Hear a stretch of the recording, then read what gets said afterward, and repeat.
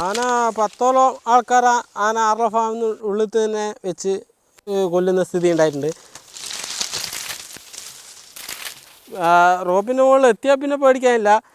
ആന ഇതിൻ്റെ മുകളിൽ തന്നെയാണ് നമ്മൾ ചെത്തുമ്പോൾ എല്ലാം കരയുന്ന വെച്ചൊക്കെ ഉണ്ട്. ഞാൻ ചെത്തിക്കൊണ്ട് നിൽക്കുമ്പോൾ താഴെ പൊട്ടിച്ചിട്ട് തെങ്ങ് തിന്നാൻ വരുന്നുണ്ട്. അവിടെ നിന്ന് തന്നെ തൊട്ടപ്പുറത്താണ് നമ്മളൊരു ചെത്തുകാരനെ ആന ചവിട്ടിക്കൊന്നത്. അവർ 3 ആൾ നടന്ന് ചെത്താൻ ആയിട്ട് വരുമ്പോൾ ആന പായിക്കലായിരുന്നു. ഇവ നേരെ മുകളോട്ടേക്ക് ഓടി, മറ്റുള്ളവർ താഴോട്ടേക്ക് ഓടി. അപ്പോൾ ഇവനെ വകവരുത്തുന്ന സ്ഥിതിയാണ് ഉണ്ടായിട്ടില്ല. റോപ്പ് കെട്ടൽ കുറച്ച് റിസ്ക് തന്നെയാണ്. പക്ഷേ ഈ ആന ശല്യം ഉള്ളത് കൊണ്ട് സുരക്ഷിതം എന്ന രീതിയിൽ എങ്ങനെയായാലും റോപ്പ് ഏത് റിസ്ക് എടുത്ത് റോപ്പ് കെട്ടുന്ന സ്ഥിതിയായിട്ടുള്ളത്.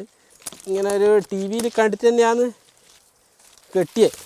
പിന്നെ റോപ്പ് വഴി അല്ലാണ്ട് ചെത്തിയിട്ടേ ഇല്ല. പിന്നെ ആന തെങ്ങ് ചെത്തുന്നത് എങ്ങനെ ഒട്ടനവധി ഇടുന്നൊരു സ്ഥിതി ഉണ്ടാകുന്നുണ്ട്. അപ്പോൾ എൻ്റെ തെങ്ങ് ഇതുവരെ പറിച്ചിടാൻ പറ്റിയില്ല. എന്താണെന്ന് വെച്ചാൽ മുകളിൽ ഒരു പിടുത്തമില്ലോണ്ട് ഒരിക്കൽ ആനേൻ്റെ കാലിൻ്റെ അടിയിൽ തന്നെ പെട്ടിട്ടുണ്ട്. എന്തോ അനക്കം കേട്ടിട്ട് ഞാൻ ഒരു വലിയൊരു തൈ പൊരിച്ചതിൻ്റെ ബേക്കിൽ പോയിട്ട് ഒച്ചയാക്കി. പന്നിയെങ്കിൽ നേരെ പായുമ്പോൾ മേത്ത് തട്ടണ്ടാന്ന് വിചാരിച്ചിട്ട് നോക്കുമ്പോൾ ഒന്നും അനക്കമില്ല. പിന്നെ തൊട്ടപ്പുറം നമ്മൾ ഷെഡാണ്.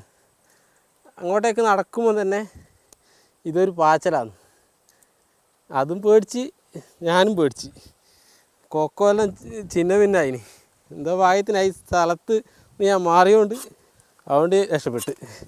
ആദ്യം തന്നെ 100ഓളം ചെത്തുകാറുണ്ടായിരുന്നു. ഇപ്പം 10, 20, 30 ആയിട്ട് കുറഞ്ഞ് ആനപ്പേടി കൊണ്ട്.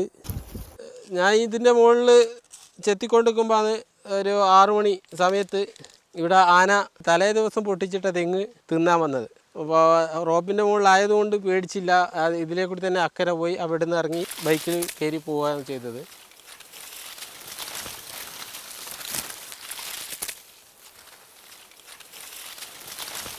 എത്ര നാളെ ഇങ്ങനെ നിൽക്കുമെന്ന് നമുക്ക് അറിയില്ല.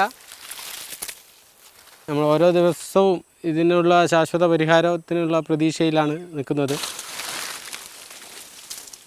ആറളത്ത് നിന്നും ഷാജു ചന്തപുരയ്ക്കൊപ്പം ഫെലിക്സ്, മാതൃഭൂമി ന്യൂസ്.